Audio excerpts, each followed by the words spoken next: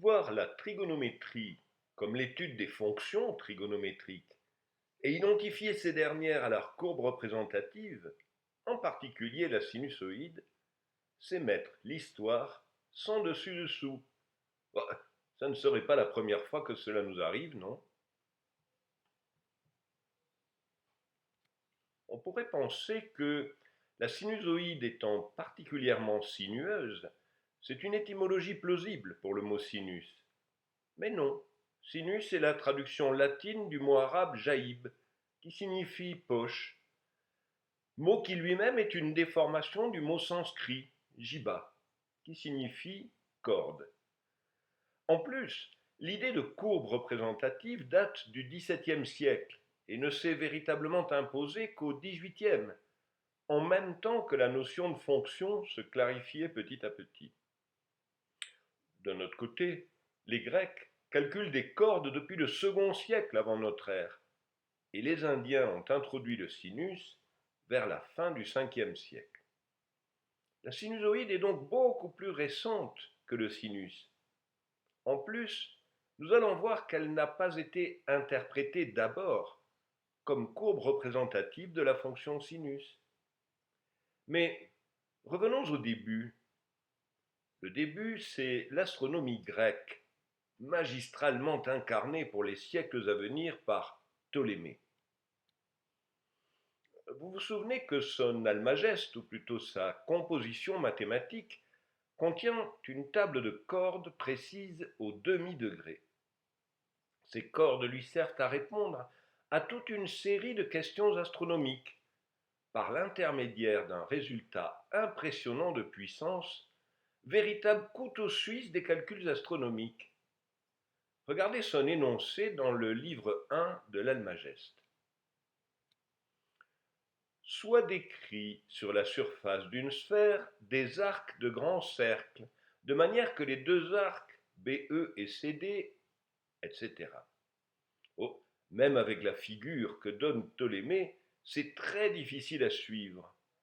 Il est question de trois rapports faisant intervenir les sous-tendantes du double de 6 arcs différents. La sous-tendante, c'est la corde, et la corde du double d'un arc, c'est le double du sinus de cet arc. Ce théorème que Ptolémée énonce sans l'attribuer expressément, nous l'appelons théorème de Ménélaüs ou Ménélaos en grec. Le voici sous forme moderne. Considérez un triangle sphérique formé par trois grands cercles, ici par exemple ABC. Considérez un autre grand cercle qui coupe les trois grands cercles précédents. Ici, le côté AB est coupé en D, le côté BC en E et le côté CA en F. Eh bien, le produit des trois rapports de sinus que vous voyez vaut 1. On trouve ce théorème dans un traité de géométrie sphérique de Ménélaos. Lui aussi était un astronome mathématicien d'Alexandrie, mais d'une génération antérieure à Ptolémée. On le sait car il y a plusieurs références aux observations de Ménélaos dans l'Almageste. Il est difficile d'imaginer le nombre d'applications de ce théorème. Quel que soit le calcul astronomique que l'on souhaite effectuer, il y a toujours une configuration de quatre grands cercles qui va permettre de se ramener à un rapport de sinus. Encore faut-il la trouver, cette configuration de quatre cercles. Voici une traduction arabe des sphéristes de Ménélaos, avec plusieurs configurations de grands cercles. Elle date de la fin du XIIIe siècle. Oh, à cette époque-là, la trigonométrie était pratiquement achevée.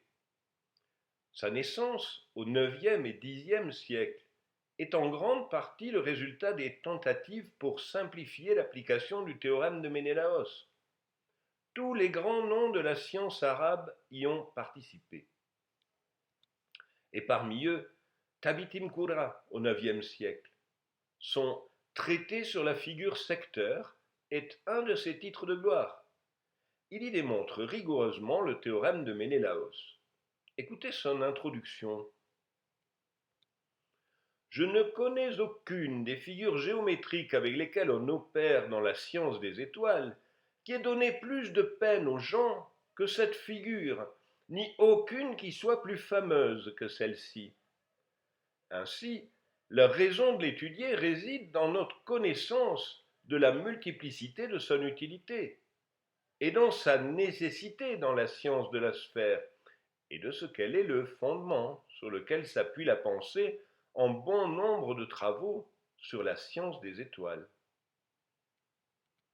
Avec Tabit Imkura commence entre autres la mise au point de la loi des sinus pour les triangles sphériques. Elle allait rendre caduc le théorème de Ménélos dans la plupart des applications. On peut la voir comme le succès phare de l'effort collectif dans le développement de la trigonométrie. Écoutez Al-Biruni au tout début du XIe siècle évoquer les querelles de priorité qui n'ont pas manqué d'accompagner cette découverte. Le livre dont est extraite cette citation s'appelle Les clés de la science de l'astronomie. Une âpre rivalité oppose ceux qui sont en compétition. Ils se jalousent mutuellement. Querelles et disputes l'emportent au point que chacun envie l'autre et se glorifie de ce qui n'est pas de lui. Tel pille les découvertes d'autrui, se les attribue et en tire profit, et il voudrait encore que l'on feigne de ne pas s'en apercevoir. Mieux, qui dénonce son imposture est aussitôt pris à partie et exposé à sa vindicte. Cela sent le vécu. Ces figures, extraites d'un autre de ses livres d'astronomie, vous montrent l'importance de la géométrie sphérique à l'époque.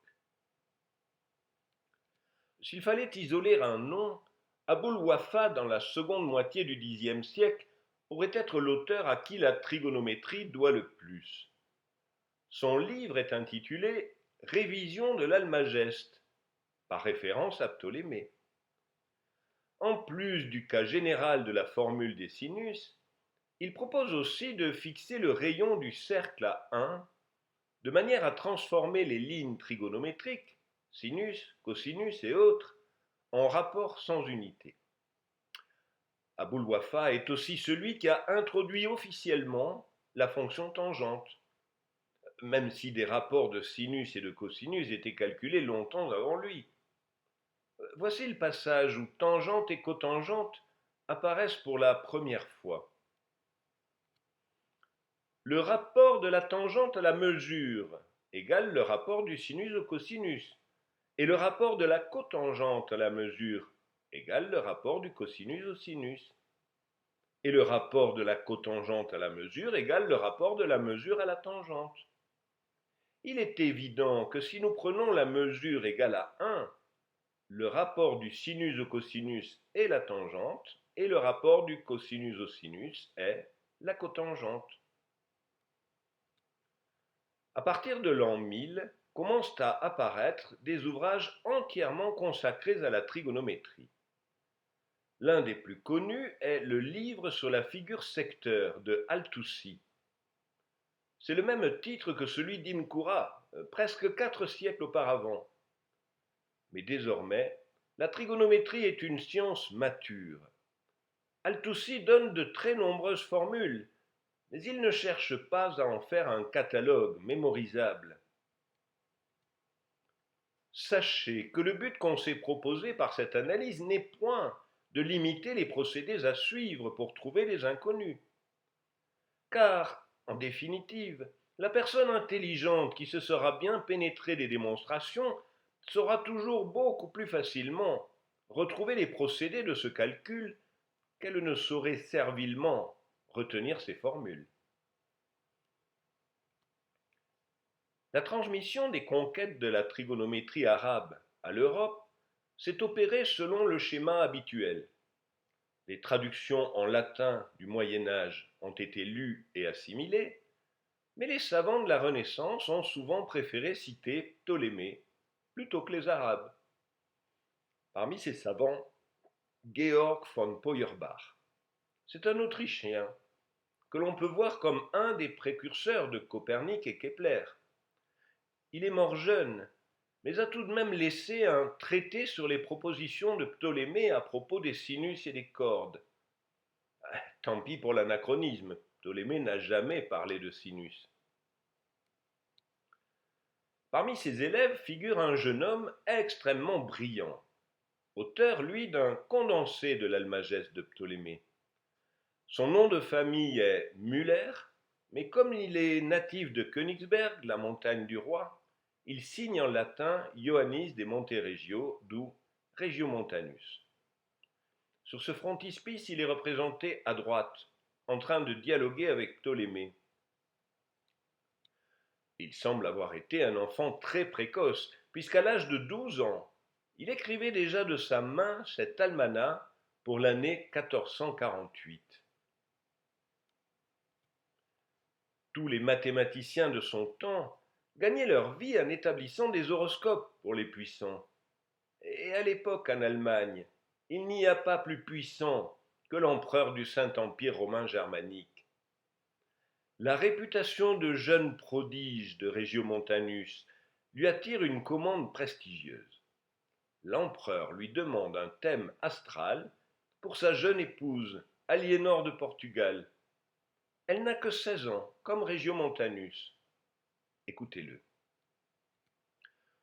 Vous avez expressément souhaité, Seigneur glorieux, que j'établisse l'horoscope d'une très noble princesse à partir de la position des étoiles à l'heure de sa naissance. Vraiment, vous avez posé un lourd fardeau sur mes épaules, car une telle chose exige des calculs laborieux et étendus, puisqu'il faut naturellement prendre en compte tout ce qui concerne les étoiles, de telle sorte qu'une telle étude ne pourrait être fournie par un homme expérimenté en peu de jours. Les étoiles ont parlé. Aliénor vivra 49 ans. Elle donnera à l'empereur 2 fils et une fille. Le premier-né ne vivra pas longtemps. Les 2 autres n'atteindront pas non plus l'âge adulte. Bon, il faut croire que tout ce qui concerne les étoiles n'a pas été pris en compte, car l'impératrice est morte à 30 ans, après avoir eu 5 enfants, dont 2 ont atteint l'âge adulte. Que voulez-vous?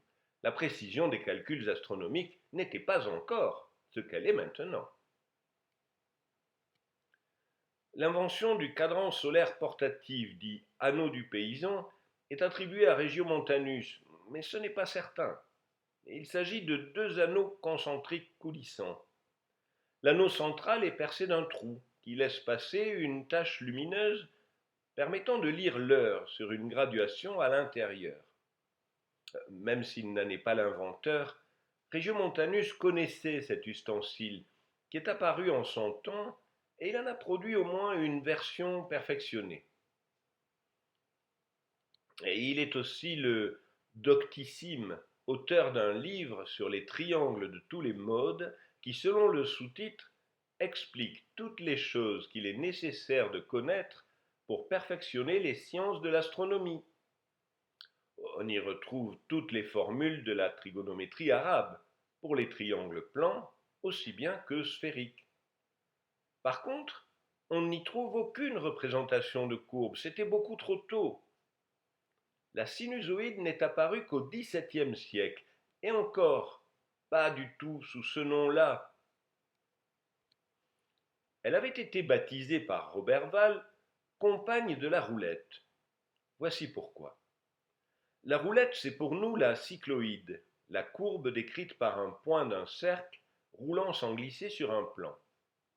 Elle a joué un grand rôle dans le développement de l'analyse au XVIIe siècle, et j'ai consacré toute une histoire au défi que Pascal avait lancé en 1658 à son propos. Dans son histoire de la roulette, Pascal raconte que Roberval est le premier à avoir démontré, vers 1634, que la surface sous une arche de cycloïde vaut 3 fois la surface du cercle qu'il engendre. Cette voie de la première découverte était la quadrature que l'auteur avait trouvée depuis longtemps, d'une figure qui se décrit d'un trait de compas sur la surface d'un cylindre droit, laquelle surface étant étendue en plan, forme la moitié d'une ligne qu'il a appelée la compagne de la roulette, dont les ordonnées à l'axe sont égales aux ordonnées de la roulette, diminuée de celle de la roue. Regardez la figure de Roberval lui-même. Entre l'arche de cycloïde et le cercle qui est au milieu, vous voyez une courbe tracée en pointillé. C'est cette courbe que Roberval appelle la compagne de la roulette. Il l'obtient en reportant à partir de la cycloïde pour chaque ordonnée un segment horizontal égal à l'intersection avec le demi-cercle. Les deux segments rouges sont égaux.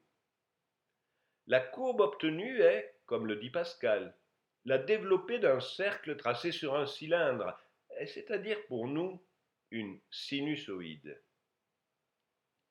Il nous est plus facile de comprendre pourquoi sur une paramétrisation par l'angle de rotation du cercle. Si θ désigne cet angle et r le rayon du cercle, la distance parcourue par le point de contact sur l'axe des x est rθ. Pour obtenir l'abscisse du point sur la courbe, il faut diminuer rθ de la distance PQ, qui est r sinus θ. L'ordonnée est la longueur du segment TQ, soit r 1 moins cosinus θ. Disons pour simplifier que le rayon du cercle vaut 1. Décomposez l'abscisse θ d'un côté, moins sinus θ de l'autre. La courbe paramétrique donnée par x égale moins sinus θ, y égale 1 moins cosinus θ, c'est le cercle. Il reste la courbe x égale θ, y égale 1 moins cosinus θ, soit y égale 1 moins cosinus x. C'est bien une sinusoïde, mais elle ne sera baptisée ainsi que presque un siècle plus tard. Par cet homme, Bernard Forêt de Bélidor. C'est un ingénieur militaire qui enseigne les mathématiques dans une école militaire. Il est l'auteur de plusieurs livres. Nouveaux cours de mathématiques à l'usage de l'artillerie et du génie. Architecture hydraulique, ou l'art de conduire, d'élever et de ménager les eaux pour les différents besoins de la vie. Le bombardier français, ou nouvelle méthode de jeter les bombes avec précision. Le livre qui nous intéresse est le suivant. La science des ingénieurs dans la conduite des travaux de fortification et d'architecture civile. 600 pages tout de même. Au milieu de considérations diverses sur la mécanique et les fortifications, Bélidor pose un problème tout simple. Comment faire pour qu'un pont-levis soit en équilibre, quel que soit son angle d'inclinaison? Le poids à équilibrer est le poids du pont-levis horizontal multiplié par le cosinus de l'angle qu'il fait avec l'horizontale. Pour le contrebalancer, il suffit de placer un poids équivalent de l'autre côté du mur sur une courbe telle que la tangente au point atteint quand le pont-levis est incliné de θ soit proportionnelle au cosinus de θ. Donc l'ordonnée de cette courbe sera proportionnelle à la primitive du cosinus, qui est le sinus. Regardez le titre. Figure relative à la théorie de la sinusoïde. Dans le texte, Bélidor explique longuement le calcul de la courbe, puis il dit « Nous avons tout ce qu'il faut pour construire la courbe qui sera géométrique, puisque nous n'employons dans sa construction que des grandeurs dont la relation est connue. Et comme ce sont les sinus qui désignent le rapport de ces grandeurs, il m'a paru que, pour donner un nom à la courbe qui fut tirée de sa génération même, il était naturel de l'appeler la sinusoïde. » Je vous ai déjà parlé des cordes vibrantes et de la controverse qu'elles ont suscitée entre D'Alembert et Euler sur la nature des fonctions et des solutions d'équations différentielles. Regardez le début de ce mémoire de D'Alembert, recherche sur la courbe que forme une corde tendue mise en vibration. Il date de 1747, soit 18 ans après le livre de Bélidor, que D'Alembert n'avait probablement pas lu. Je me propose de faire voir dans ce mémoire qu'il y a d'autres courbes que la compagne de la cycloïde allongée qui satisfont au problème dont il s'agit. Le problème dont il s'agit est l'équation des ondes.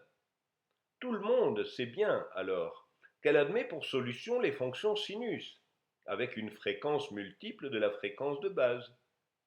Mais d'Alembert s'exprime en termes de courbe, et pour lui, ce que nous appelons la fonction sinus est encore une courbe, la compagne de la cycloïde. Au point qu'on peut se demander d'ailleurs comment le terme de sinusoïde a fini par s'imposer. Jean-Victor Poncelet, vous vous souvenez?